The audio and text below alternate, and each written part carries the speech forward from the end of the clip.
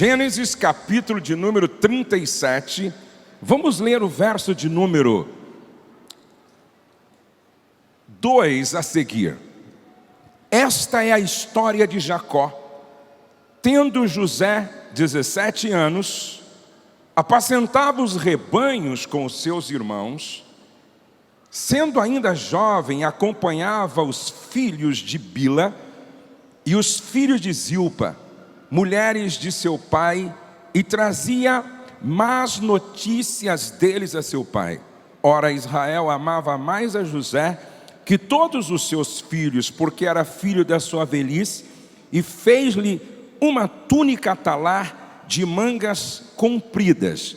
Vendo, pois, seus irmãos que o pai o amava mais que a todos os outros, odiaram-no e já não lhe podiam falar pacificamente. Teve José um sonho. Repete comigo. Teve José um sonho. Verso 9. Teve ainda outro sonho. Verso 19. E dizia um ao outro: vem lá o tal sonhador. Se você puder, deixe a sua Bíblia aberta, por favor. José, sem dúvida alguma, é um dos personagens do Velho Testamento que mais nos inspira. Filho de Jacó com Raquel. Ele era o 11º filho de Jacó com Raquel. Tudo começou quando Jacó fugia para Padã-Arã, e ele então, lá chegando, encontrou sua prima Raquel. E ele ficou na casa do seu tio Labão durante 30 dias. E naquele período de 30 dias, ele se apaixonou por Raquel. Raquel era muito bonita.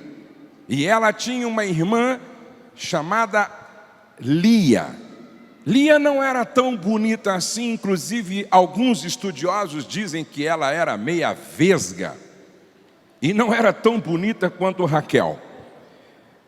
Em se apaixonando por Raquel, um dia Jacó chega para Labão e diz: eu trabalho 7 anos para você me dar Raquel como esposa. Labão disse: eu aceito, combinado. Já que Jacó não tinha dinheiro, recurso para pagar o dote, então ele ofereceu 7 anos de trabalho. Quando completou os 7 anos de trabalho, ele foi cobrar de Labão Raquel. Labão prepara uma festa, chama os convidados, e depois da festa à noite, então ele entrega uma das filhas para Jacó. Jacó vai para casa, se deita, se relaciona com aquela filha entregue a ele. E quando Jacó acorda pela manhã e olha para o lado, não é Raquel que está do seu lado, quem está do seu lado é Lia. Preste atenção. E ele levou um susto. Agora eu não sei como é que isso aconteceu. Será que esse cara estava bêbado? Para não perceber que era Lia e não Raquel durante a noite, quando ele chegou na tenda. O certo é que ele foi reclamar para Labão e disse: eu trabalhei 7 anos para ter Raquel e você me entrega a Lia, que história é essa? Labão disse: não é costume da nossa terra sair a mais nova da família, a mais velha, mas sim a mais nova, mas sim a mais velha. Então vai primeiro Lia. Agora, se você quer realmente Raquel, você vai trabalhar mais 7 anos.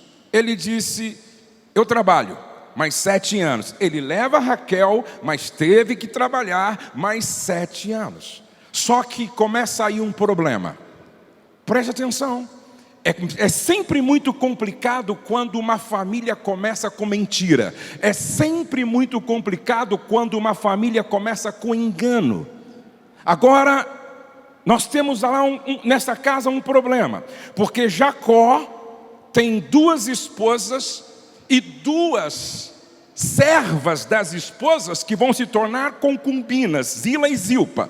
Agora, Bila e Zilpa, ou Zilpa e Bila. Agora preste atenção que Lia não é amada, muito pelo contrário, ela é desprezada, porque Jacó tolera Lia, suporta Lia, e ele ama de paixão Raquel. Só que quem dá a ele filhos é Lia. Só para que você tenha uma noção, Lia gerou 7 filhos. Rúben, o primogênito. Agora, Raquel não pode dar a Jacó filhos, o que mais um homem ao se casar desejava, filhos.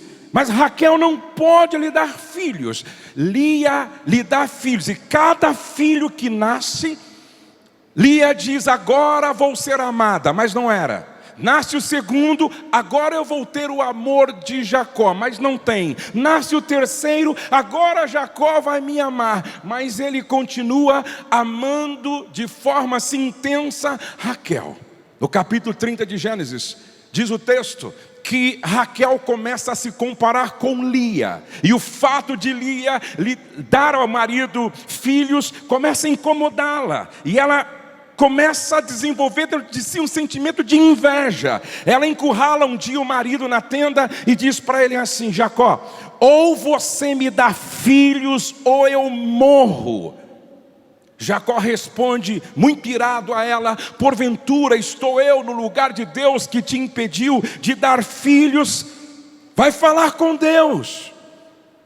Raquel ora, clama e busca, até que, quando Jacó já estava com mais de 90 anos, Raquel fica grávida e nasce um lindo menino. E Raquel coloca o nome nesse menino de José, que significa que Deus me dê outros filhos, que Deus acrescente. Agora José nasce, preste atenção. Jacó amava Raquel tanto ao ponto de quase idolatrá-la. Agora Raquel lhe dá um filho, e o nome deste é José. E esse menino começa a crescer. E agora Jacó começa a tratar esse menino como se os outros 10 filhos não existissem. Jacó começa a tratar o filho como se os outros filhos não existissem. Os filhos de Bila, os filhos de Zilpa, os filhos de Lia. Ele começa a tratar os outros filhos começa a tratar José como os outros filhos não existiam. José passa a ser o filho preferido, o filho querido, o filho super protegido, o filho da velhice, o filho com a mulher que ele amava de forma intensa. E o fato de esse menino ser tratado de uma maneira diferenciada começa a despertar nos seus meio-irmãos ódio, ciúme, inveja, raiva. Há 2 problemas, principalmente para os filhos de Lia.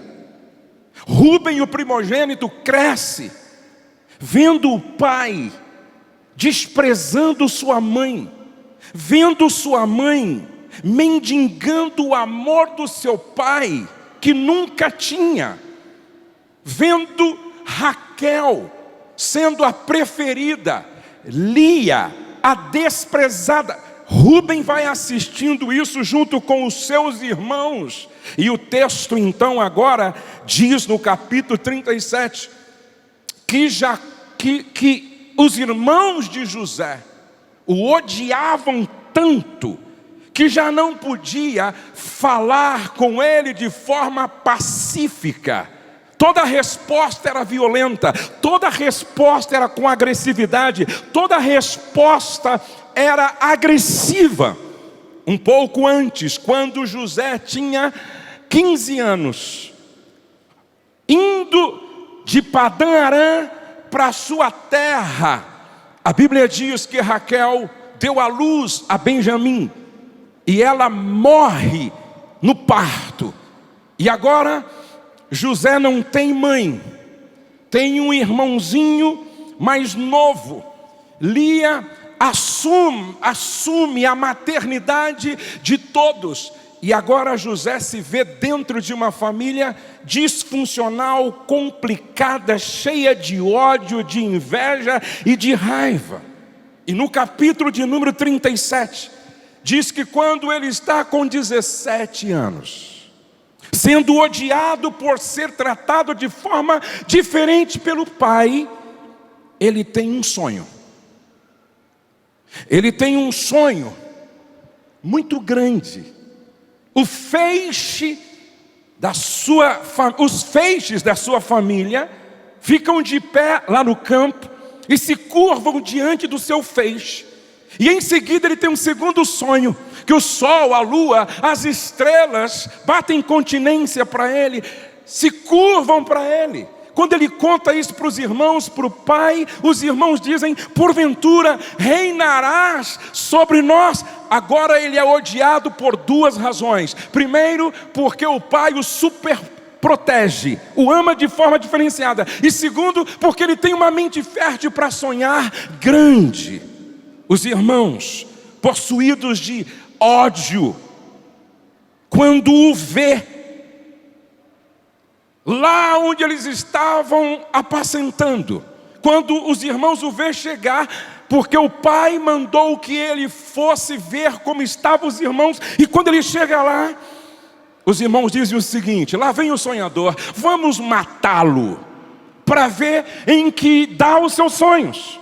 O jogam numa cisterna, Rúben o protege, diz: não, mataram o menino, por quê? Vamos colocá-lo dentro de uma cisterna. Colocaram dentro da cisterna, Rubens vai fazer alguma coisa. Quando ele volta, os irmãos já tinham vendido José por 20 moedas de prata, o equivalente ao valor de um escravo doente. Agora José chega ao Egito, e no Egito ele é comprado por Potifar, que é oficial da guarda de Faraó, e ele começa a trabalhar naquela casa como escravo. Aí é promovido a escravo livre e mordomo. E quando ele está vivendo o melhor momento naquela casa, a mulher do patrão se envolve com ele, sem que ele se envolvesse com ela emocionalmente. E o desejo dela é se entregar a ele numa cama. Um dia ela o encurrala e diz: deita-te comigo. E ele disse não. Ela insiste. Em um outro dia ela dá folga para todos, fica sozinha, e José chega para trabalhar, só ele na casa, e ela o agarra e diz: hoje você vai se deitar comigo. E ele então foge, mas fica para trás nas mãos dela uma vestimenta dele. Quando o marido chega, e lembre-se que ele trabalhava para o oficial da guarda de Faraó. Quando o marido chega, ela diz: está aqui, ó, a vestimenta daquele rapaz que você trouxe aqui para casa. Ele tentou me estuprar. José agora vai para a cadeia. José está na prisão, e ele então interpreta sonhos para os seus amigos. E o padeiro sonhou, o copeiro sonhou. O sonho do padeiro dizia que ele ia morrer tão logo. E o sonho do copeiro é que ele voltaria a ocupar o lugar que ocupava servindo o Faraó. E ele diz para esse amigo: ó, lembra-te de mim quando chegares lá no palácio servindo o Faraó. Diga para ele que eu estou aqui injustamente. E ele é esquecido e fica 2 anos na prisão. Aí então Faraó sonha. Lembram que José é um intérprete de sonhos. Chamam José. José vai e interpreta os sonhos de Faraó. Vocês conhecem bem a história: 7 anos de vacas gordas, 7 anos de vacas magras. E ele diz: Faraó, o que você precisa é de um homem que administre bem no tempo das vacas gordas, para que vocês então sobrevivam com dignidade, com fartura, no tempo das vacas magras. Faraó olha para ele e diz: porventura haveria aqui no Egito um homem mais sábio e ajuizado do que você? E agora José é promovido a governador, a primeiro-ministro. Depois de Faraó vem José. E José então é honrado, sobe em um cavalo, Faraó dá um anel especial para ele, todos se curvam diante de José. Agora ele já não é mais José, é Zafenate Paneia.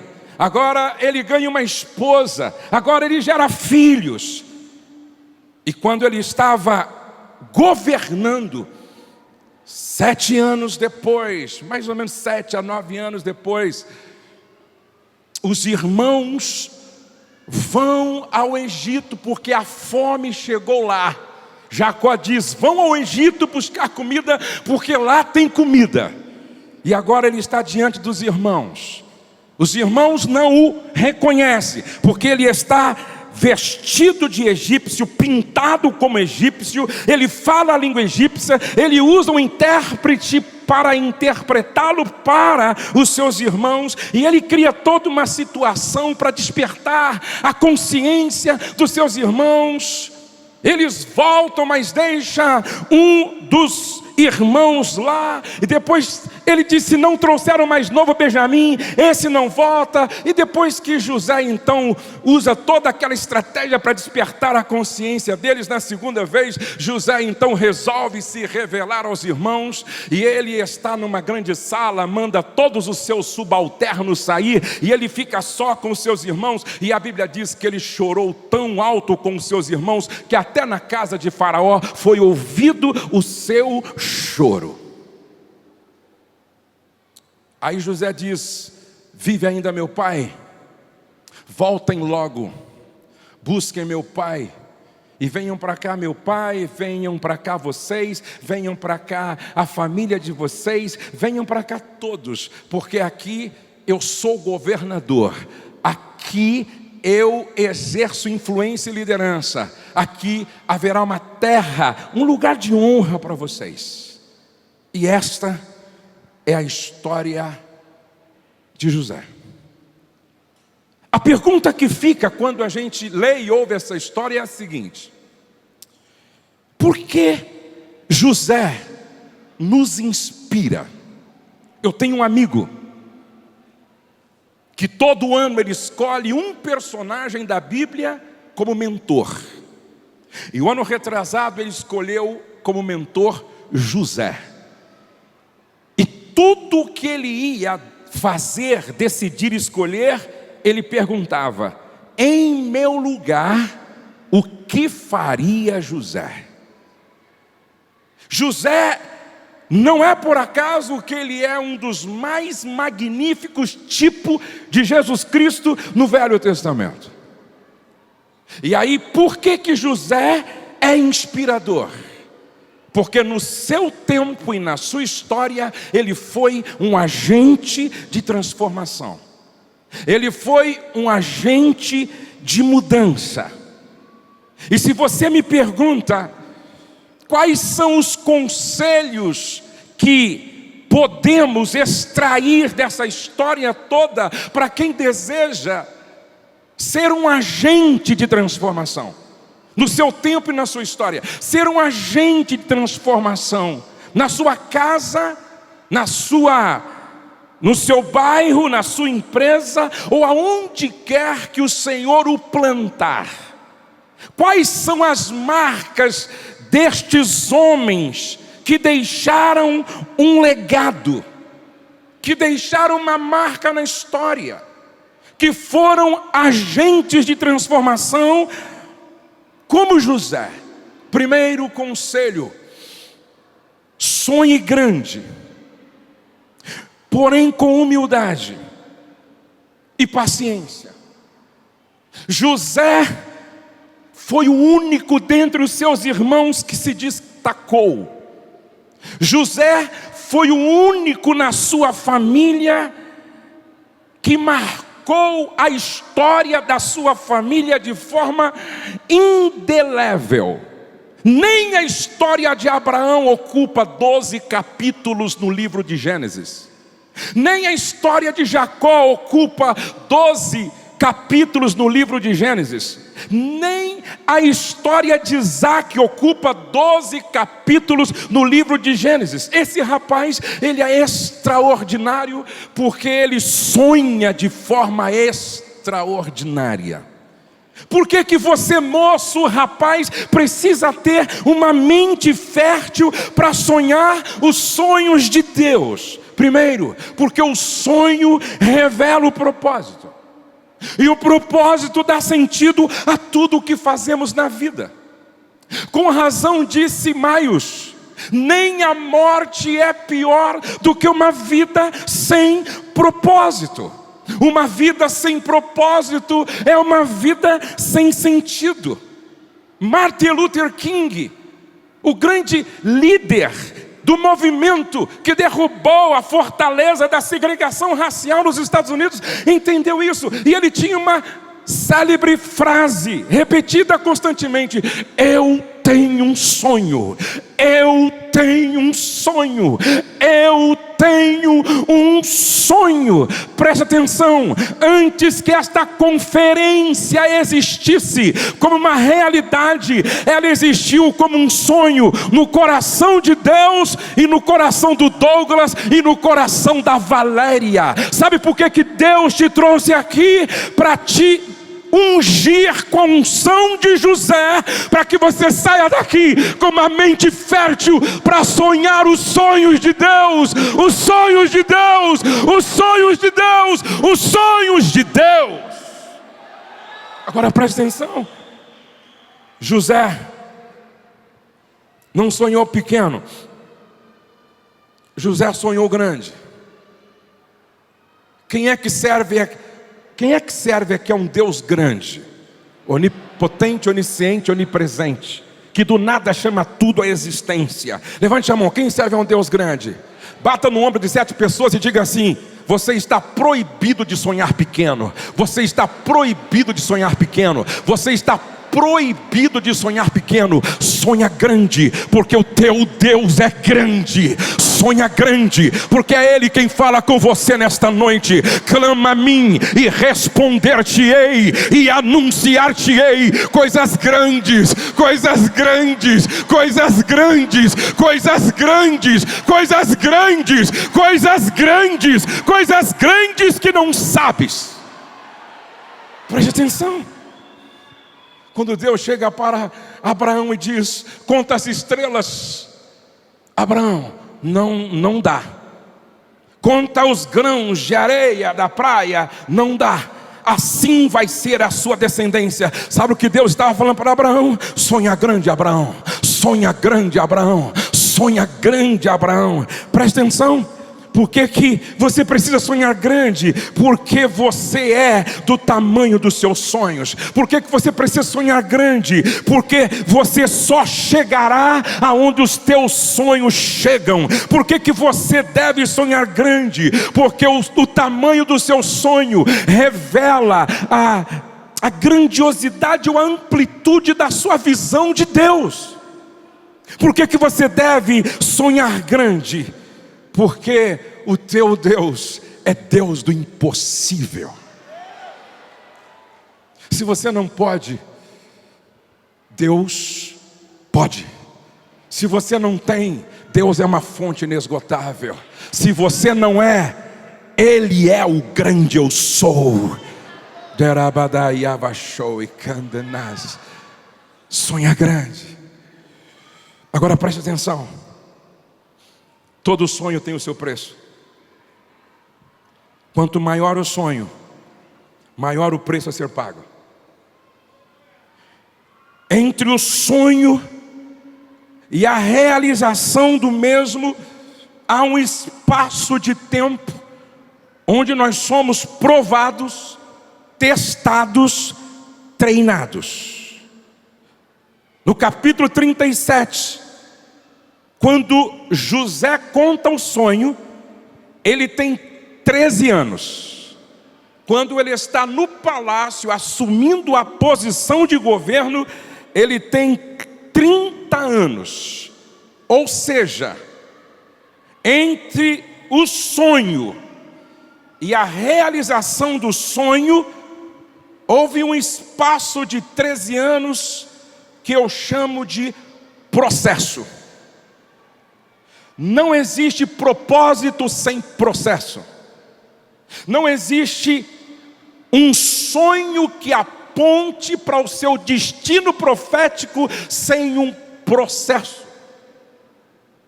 E neste processo foi necessário que José, com 17 anos, fosse expulso da sua zona de conforto. Sabe por que José foi expulso da zona de conforto? Porque ninguém cresce na zona de conforto. Ninguém amadurece na zona de conforto. Você nunca vai encontrar Paulo dizendo assim: olha, a alegria produz. A alegria produz. Não. A alegria é uma péssima mestra. Paulo vai dizer sempre: a tribulação produz, a tribulação produz, a dor produz, o sofrimento produz. A Bíblia diz que se aprende mais no velório do que na festa de casamento. Preste atenção que, de repente, José começa a semana como filho mimado, paparicado, super protegido, com aquela vestimenta especial, mangas compridas. Não precisa trabalhar, não precisa apacentar, não precisa correr atrás de nada. Afinal de contas, você é o filhinho do papai. Passa segunda, terça, quarta, quando ele se encontra com os irmãos jogam ele dentro de uma cisterna. O desejo é matá-lo, mas Rúben o protege. Judá dá uma ideia: em vez de matá-lo, vamos vendê-lo, fazer um dinheirinho com esse rapaz. Tiram dele aquela vestimenta que era a sua marca de filho predileto, preferido. E agora esse rapaz recebe uma corrente no pescoço, uma corrente no pulso, uma corrente no tornozelo, e é levado junto com outros escravos, com aquela caravana dos ismaelitas que iam lá para o Egito. E agora ele chega no Egito, no mercado de escravo. E Potifar começa assim, ó: deixa eu ver o dente desse escravo. Vira aí, nu. Deixa eu ver se esse escravo é saudável. Quanto vale? X valor. Eu levo. E agora, de filho mimado, ele é escravo. Ele está na condição de escravo. Escravo não tem nome. Escravo não tem identidade. Escravo não tem vontade própria. Escravo não senta à mesa para comer com os nobres. Escravo come ração servida lá no lugar deles. Agora o filho mimado está na escola do sofrimento. E se você me pergunta, me explica melhor, por que Deus permite que isso aconteça? Por que Deus permite que de forma abrupta a gente deixe a zona de conforto e entra na escola da dor, do sofrimento, da humildade ou da humilhação? A primeira coisa que José precisava, gente, era ser liberto do complexo de filho mimado. Filho mimado não dá bons guerreiros. Filho mimado não serve para ser líder de uma nação. Filho mimado não serve para ser bons soldados. Se você nunca experimentou dor, se você nunca experimentou escassez, se você nunca passou pela sala de aula da escola do sofrimento, se prepare, porque se Deus tem algo grande para você lá na frente, Ele vai te levar para o deserto. Mas esse deserto não é para te matar, é para te treinar, é para te treinar, é para te treinar. Os os melhores soldados de Deus são treinados no vale da sombra da morte. Agora preste atenção. Por que que Deus permitiu? Primeiro, para libertar José do complexo de filho mimado. Segundo, longe da casa do pai, ele aprendeu a depender só de Deus.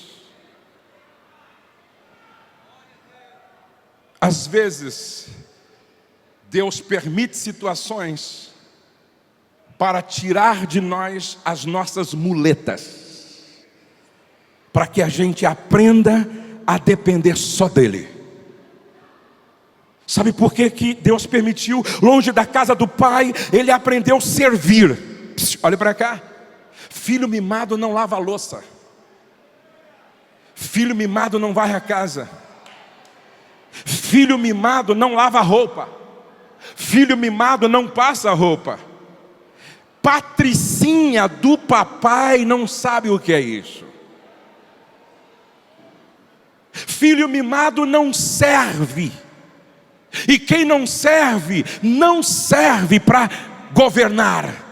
Quem não serve para cumprir um propósito grandioso da parte de Deus. José não sabia que é isso, gente. Presta atenção, os irmãos estavam lá cuidando das ovelhas, e ele estava em casa com o papai.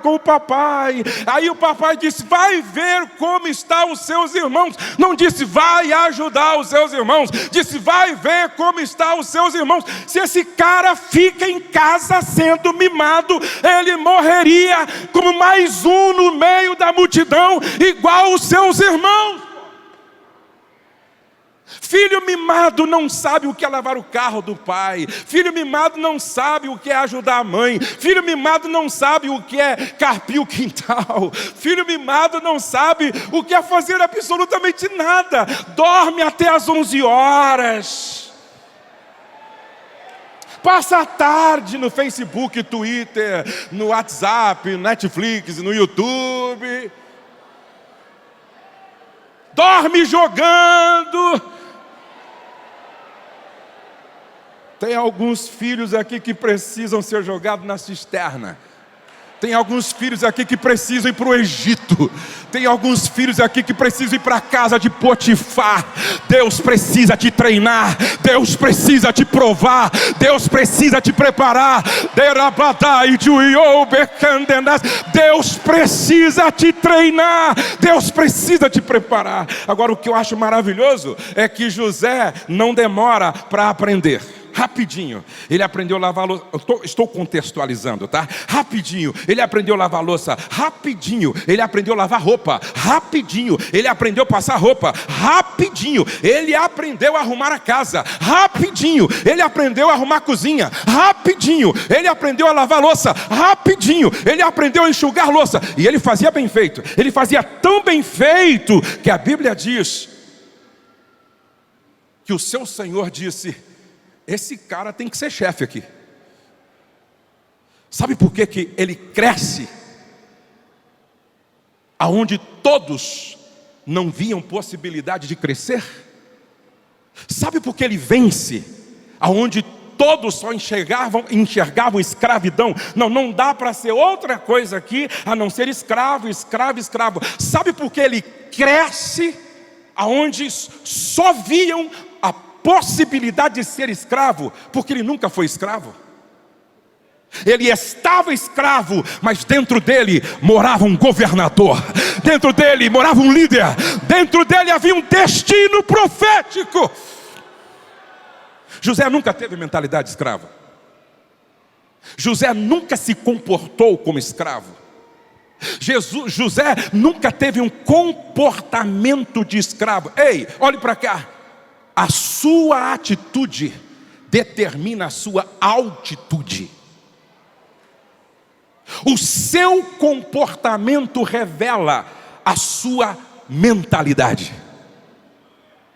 José via oportunidade aonde todos só enxergavam dificuldade. Agora, repete assim comigo. Ele ainda não estava pronto. Outra vez, ele ainda não estava pronto. ele ainda não estava maduro o suficiente. Repete. Sabe por quê? Agora, ele já não é mais escravo. Ele agora é um escravo livre, mordomo da casa. Presta atenção, ele é um escravo livre, chefe, líder, mordomo. A Bíblia diz no capítulo 39, verso de número 6, Potifar tudo o que tinha confiou às mãos de José. Agora ele é o cara, é ele que manda, é ele que dá ordem, é ele que dá instrução. Abaixo dele, só Potifar. E aqui ele foi testado em 3 áreas. Ele foi provado em 3 áreas. Primeiro, ele foi provado trabalhando com o dinheiro dos outros. Ele tem a chave do cofre de Potifar. Ele tem as senhas de todos os cartões de crédito. Ele tem a senha de todas as contas bancárias.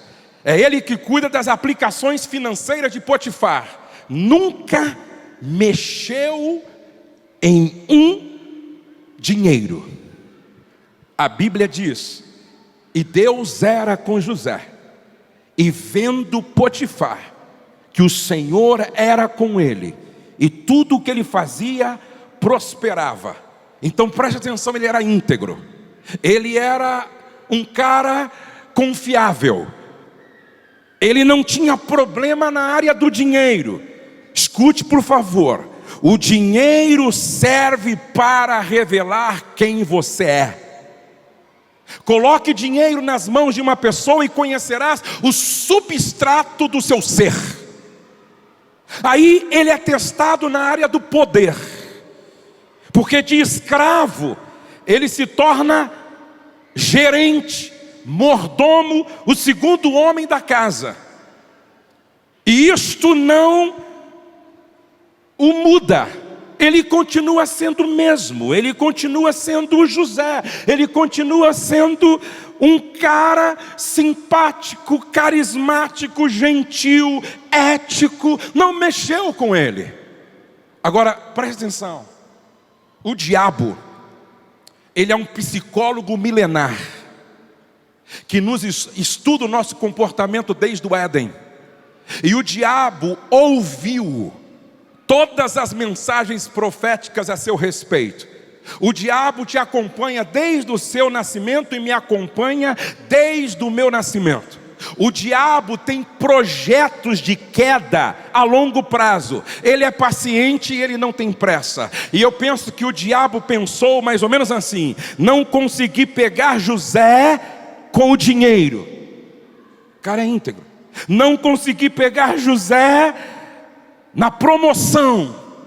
Não há orgulho nele, não há soberba, não há arrogância, não há petulância. Agora eu vou pegar esse rapaz no ponto fraco de todo moço.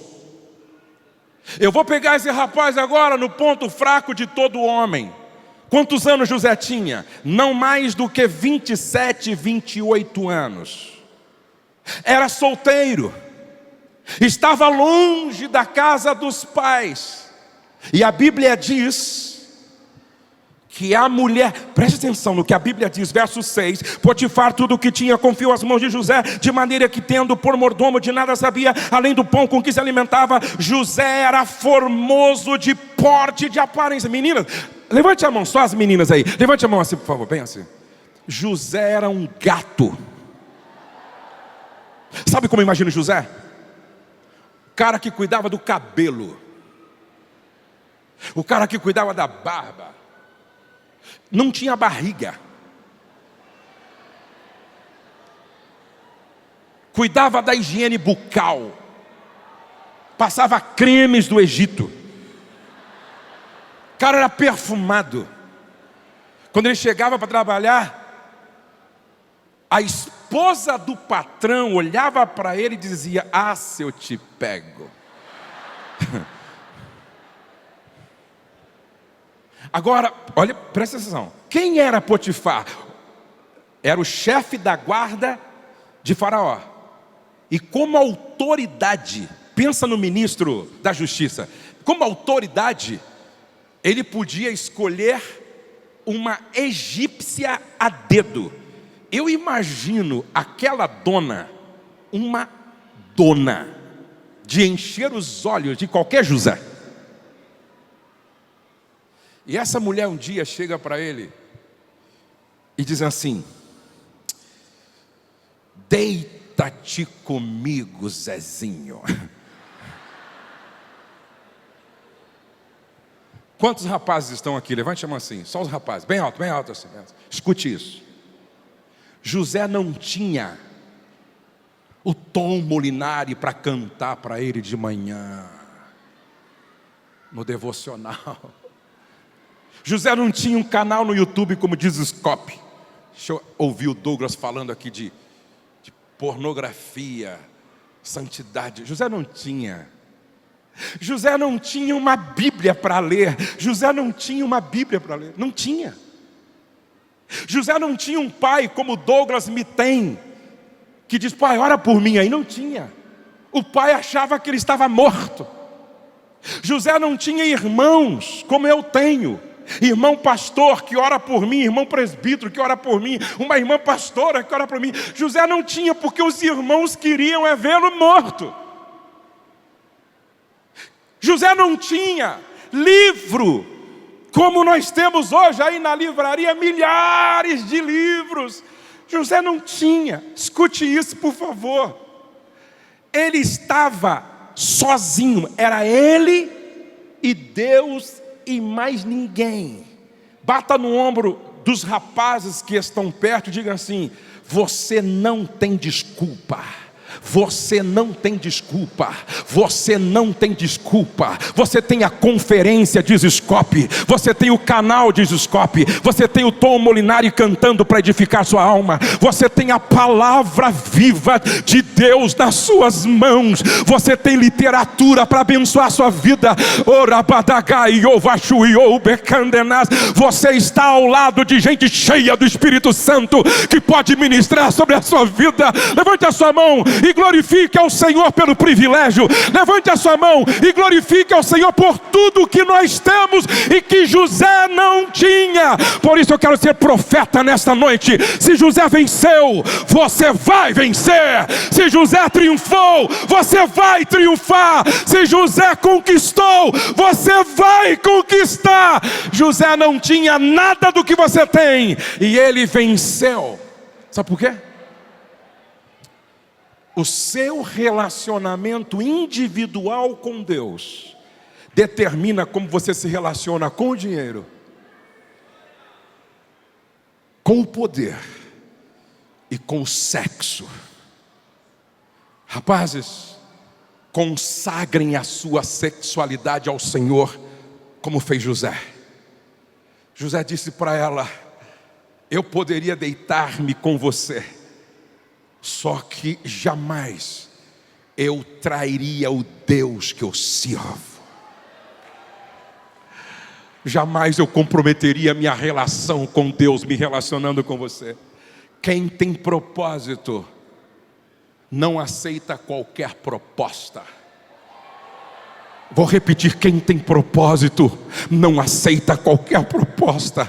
Quem tem propósito não aceita qualquer proposta. Agora escute, José pensa, qualquer um pensaria: ei, quase 10 anos servindo na casa de Potifar, promovido, um testemunho maravilhoso, venceu o dinheiro, venceu a tentação do poder, venceu a tentação da dona lá, mulher de Potifar. José está pronto. Deus disse: não,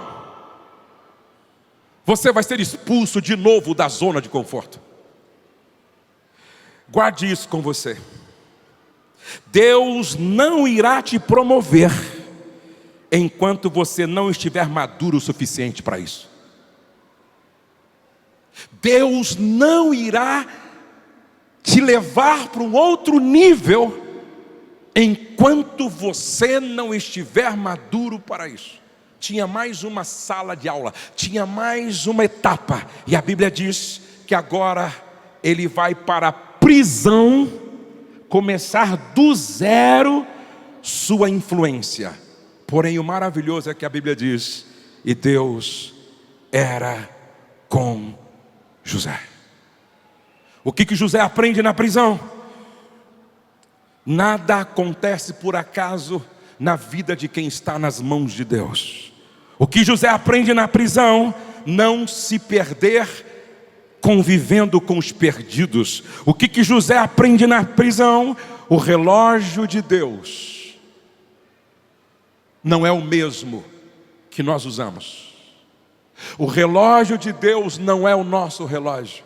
O calendário de Deus não é o nosso calendário. José interpreta o sonho e diz: com certeza esse cara vai sair daqui e vai lá trabalhar ao lado de Faraó, e ele vai falar para Faraó o que eu fiz por ele, e daqui a pouco eu vou estar liberto desta prisão. Mas ainda faltava 2 anos para completar o tempo do processo de Deus, de treinamento, provação e preparo na vida dele. Olhe para cá, eu estou terminando, por favor.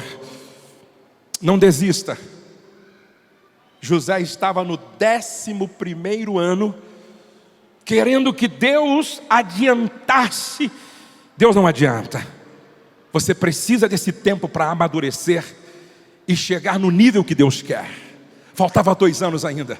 José pensava que tinha chego a hora. Deus disse: não, falta um pouco mais. Talvez alguns aqui já estão no 5º ano, e Deus está dizendo: paciência. E você talvez já chegou no 7º ano, e Deus está dizendo: paciência. Talvez você já está no 10º ano, e Deus está dizendo: paciência. Talvez você já chegou no 12º ano, Deus está dizendo: paciência. Talvez só falta 6 meses e você está querendo desistir, você está querendo abrir mão, você está querendo jogar a toalha, mas só falta 6 meses, talvez falta só 3 meses, talvez falta só 1 mês, talvez vai começar tudo nesta conferência. Não desista, porque Deus tem o tempo certo para as coisas acontecerem. Se vocês me entendem, digam amém. E antes de orar com vocês, a pergunta que fica quando eu leio essa história magnífica: por que José não foi vencido pelo ódio? Por que José não foi vencido pelo ressentimento? Por que José não foi vencido pelo desejo de se vingar? Tudo começou errado com o meu pai. Se meu pai tivesse sido um pai melhor, se meu pai tivesse tratado Lia melhor, se meu pai tivesse tratado Rubem, Simeão, Judá, Adã, Naftali melhor, tudo isso não teria acontecido. Meu pai errou, meu pai falhou, meu pai não soube ser pai. Meus irmãos, por que tanto ódio contra alguém que só queria o bem deles? A pergunta que fica: por que José não foi vencido por uma depressão, entrando em um quarto escuro, se vestindo de preto e desejando a morte? Por que José não foi vencido pela ansiedade? 13 anos de prova, 13 anos de teste, 13 anos na escola do sofrimento, calúnia, ingratidão, esquecimento, ódio, dor. E a alma desse cara é doce. E a alma desse cara é nobre. Você não encontra José compartilhando sua história de dor, suas decepções e frustrações para ninguém. Dá uma olhadinha comigo, ou então deixa que eu leia para você. Deixa que eu leia para você, porque vale a pena a gente ler com calma esse texto, por favor. Estou terminando, olhe para cá. Ele está numa grande sala. Ele chama, ele diz para os seus liderados: saia, vai embora, saiam todos aqui, só meus irmãos aqui, saiam todos daqui, saiam todos daqui, saiam todos daqui. Fechou a porta. E olha que texto extraordinário. Os seus irmãos morrendo de medo, José podia enforcar a todos eles, José podia mandar decapitar todos eles, José podia mandar prender todos eles. Capítulo 45, escute esse texto. Então José, não se podendo conter diante de todos os que estavam com ele, bradou: fazei sair a todos da minha presença. E ninguém ficou com ele quando José se deu a conhecer a seus irmãos, e levantou a voz em choro, choro de perdão, choro de graça, choro de misericórdia, de maneira que os egípcios o ouviam, e também a casa de Faraó. E disse a seus irmãos: eu sou José. Ainda vive meu pai? Meu pai está vivo? E seus irmãos não lhe puderam responder, porque ficaram atemorizados perante ele. Disse José a seus irmãos: agora chegai-vos a mim. E chegaram-se, e então disse José: eu sou José, vosso irmão, a quem vendeste para o Egito. Agora, pois, não vos entristeçais, nem vos irriteis contra vós mesmos, por me haverdes vendido para aqui, porque para a conservação da vida Deus me enviou adiante de vós. Porque já houve 2 anos de fome na terra, e ainda restam 5 anos em que não haverá lavoura nem colheita. Deus me enviou adiante de vós, não foram vocês. Deus estava lá, conduzindo a história. Vocês não entenderam até agora, mas eu entendi a soberania de Deus. Olhem para cá. Não há mágoa, não há ressentimento, não há desejo de se vingar, não há ódio. Esse homem tem uma alma doce. Não é por acaso que ele se parece com Jesus.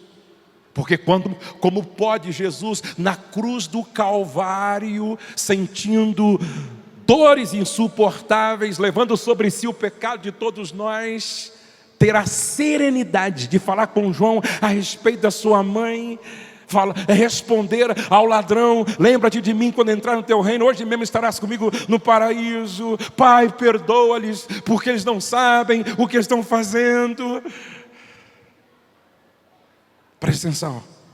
Primeiro, José entendeu a soberania de Deus. Deus está no controle. Olhem para cá. Escreva aí: mente larga, pele grossa, coração mole. Mente larga, pele grossa, coração mole. José manifestou graça, e graça é tratar o outro como o outro não merece ser tratado. José manifestou graça, graça é tratar o outro como a gente não espera ser tratado. Os irmãos todos com medo, e ele disse assim: ei, voltem para a casa do papai, leve tudo isso para ele, conte para ele a minha glória, e diga para que ele venha logo, porque eu vou encontrá-lo. Venha logo, venha ele, venha vocês, venha a esposa de vocês, venha o filho de vocês, venha a família inteira. Em vez de prender vocês, eu vou honrar vocês. Em vez de matar vocês, eu vou honrar vocês. Em vez de pagar com a mesma moeda, eu vou honrar vocês. Aqui é diferente. Aqui o mal a gente se vence com o bem, porque aqui há graça. Agora presta atenção. Eu estava ministrando numa igreja no Nordeste, e no jantar me contaram uma história que eu entendi tudo o que aconteceu com José e um pouco mais. Aquela mãe muito rica, multimilionária, um filho tão jovem quanto você foi sequestrado.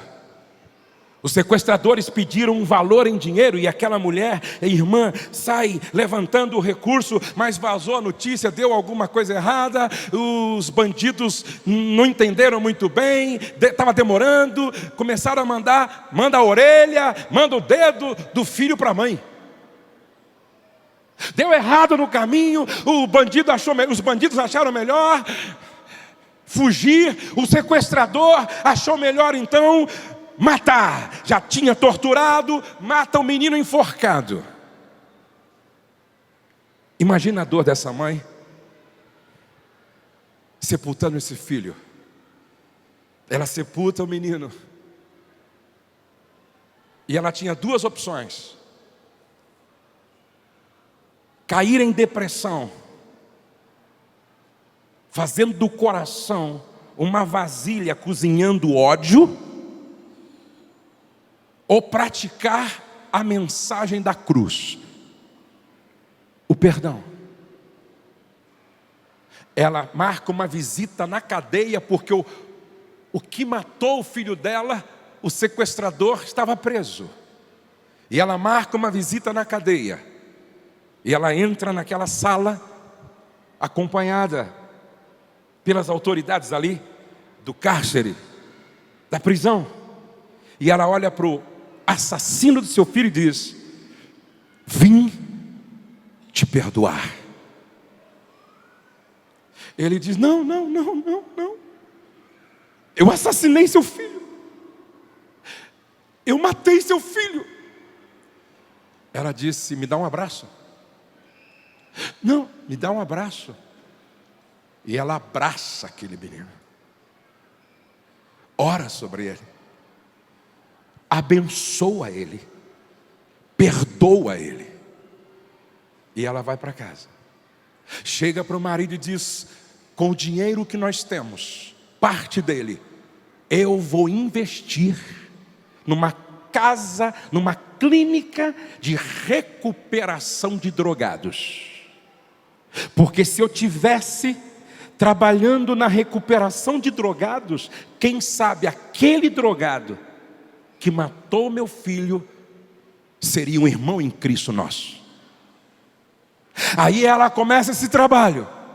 Escutem, todo drogado, todo marginalizado que chega lá para ser recuperado, por exemplo, chega a 4 para ser integrado no grupo, antes que se integre, chamam ela, a mãe que perdeu o filho, chamam ela, e ela vai lá, coloca eles sentados numa cadeira, pega uma bacia, se ajoelha, tira o calçado deles e lava os pés deles, dizendo: bem-vindos à casa do milagre. São estas pessoas que deixam um legado à semelhança de José. Sonhe grande, mas não perca o coração gracioso. Sonhe grande, com integridade, para passar no teste do dinheiro, no teste do poder e no teste da tentação sexual. Sonhe grande, sem perder de vista a soberania de Deus. Você pode não estar entendendo nada, mas Deus continua no controle. Fique de pé e nós vamos orar.